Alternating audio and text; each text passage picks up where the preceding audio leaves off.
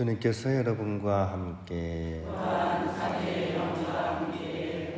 요한이 전한 거룩한 복음입니다.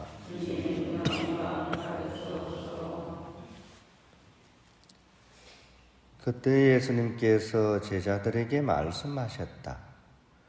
내가 아버지에게서 너희에게로 보낼 보호자, 곧 아버지에게서 나오시는 진리의 영이 오시면 그분께서 나를 증언하실 것이다. 그리고 너희도 처음부터 나와 함께 있었으므로 나를 증언할 것이다.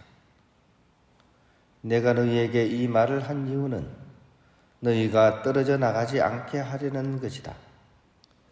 사람들이 너희를 회당에서 내쫓을 것이다.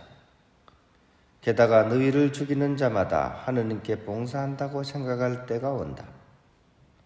그들은 아버지도 나도 알지 못하기 때문에 그러한 짓을 할 것이다. 내가 너희에게 이 말을 한 이유는 그들의 때가 오면 내가 너희에게 한 말을 기억하게 하려는 것이다. 주님의 말씀입니다. 평화입니다. 우리나라 이 조선시대 때 이런 소문이 있었습니다. 천주교 신자는 입만 살았다. 이렇게 소문이 자자했습니다. 그만큼 천주교 신자들이 말을 잘했다는 이야기입니다. 배운 것이 많아서 그랬을까요? 물론 배운 게 많았던 분도 있지만 대부분의 사람들은 그 당시에 교육을 전혀 받지 못했습니다. 그런데 어릴 때부터 3, 4살 무렵부터 글만 읽은 원님 앞에 이렇게 신문 받으러 끌려갔을 때 이런 문답이 오고 갔습니다. 네가 믿는다는 하느님이 대체 어느 책에 적혀 있는가? 저는 글을 못 배워서 제 이름도 못 적습니다. 글도 모르는 게 뭘 안다고 천주를 믿는다고 하느냐? 네가 하느님을 본 적이 있냐? 없습니다. 하지만 본 적이 없다고 그분을 믿지 말아야 되는 것은 아니지 않습니까?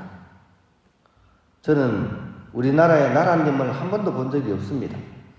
하지만 나라님이 보내신 사또를 보고서 나라님이 계신 줄을 저는 믿습니다. 그러니 이 세상이 있는 것을 보고 이 세상을 만드신 분이 있다는 것을 어찌 믿지 않겠습니까? 이렇게 대답을 하셨습니다. 일자무식인 분이 그것도 이렇게 여성들이 그죠?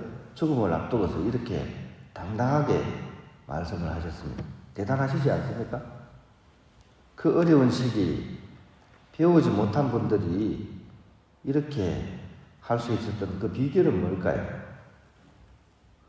오늘 복음에 나오는 내용이 바로 그것을 우리에게 알려줍니다. 성령이 진리의 영으로서 당신이 어떤 분이신지를 증언한다고 이렇게 하셨죠. 앞에 제가 예를 든 것이 바로 그런 상황이라고 하겠습니다. 그러므로 궁극적으로 그리스도인인 우리가 가장 필요로 하는 것은 결국 진리의 영이신 성령과 그분의 은사입니다. 그 똑똑한 사도 바오로가 이런 얘기했죠. 그죠? 문자는 사람을 죽이고 영은 사람을 살립니다. 이렇게 얘기를 했습니다. 물론 문자를 배우지 말라는 얘기는 아닙니다. 그죠? 하지만 우리가 궁극적으로 죽어야 될 것이 무엇인지를 사도는 우리에게 얘기를 하고 있는 거죠. 그죠? 그런 점에 있어서 우리는 이 성령을 통해서 2가지 은사를 받을 수가 있습니다. 토마스 아퀴나스가 이제 은사에 대해서 분류를 하셔서 하나는 이해의 은사이고 또 하나는 지혜의 은사이다. 하느님에 관해서 이렇게 분류를 했습니다. 즉 이해의 은사는 누구나 하느님에 대해서 누군가가 하느님에 대해서 잘못된 것을 얘기하면 그거를 직관적으로 식별을 한다고 합니다. 영이 충만한 사람은 지식하고는 상관이 없다 그래요. 비록 그것이 왜 그런지를 설명을 못해도 딱 보면 직관적으로 이거는 하느님과 관련이 없는 걸로 하면서 가려낸다 그럽니다. 또 하나는 지혜의 은사입니다. 즉 우리가 기존에 알고 있는 것들을 올바로 정리를 해서 오류를 피하게 하고 더 깊이 하느님을 이해하게 하는 은총이라고 합니다. 지식이 많다고 지혜롭지는 않습니다. 자기가 알고 있는 지식을 얼마나 정리를 해서 잘 활용하는가, 거기에 따라 이 지혜로운 사람과 똑똑한 사람이 구분이 되는 거죠. 심지어 사도신경이나 주님의 기도만으로 하느님에 대한 깊은 알미 가능합니다. 우리 동방교회에서 예수 마음기도도 마찬가지고요, 그죠? 그분들이 정말 무지랭이들도 많습니다, 성인 중에. 하지만 이분들은 정말 단순한 기도 하나 가지고 기어이 성인이 되시는 그런 것들을 우리가 많이 볼 수가 있습니다.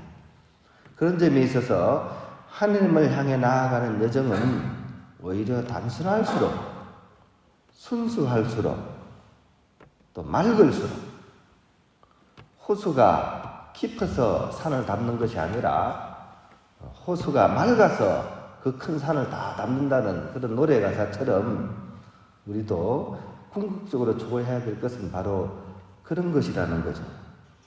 단순하고 순수하고 맑은 마음으로서 늘 하느님을 생각하고 그분께 모든 것을 맡기면서 살아가는 사람, 그런 사람은 이해의 은사와 지혜의 은사를 받게 된다는 것을 우리가 기억하면 좋겠습니다.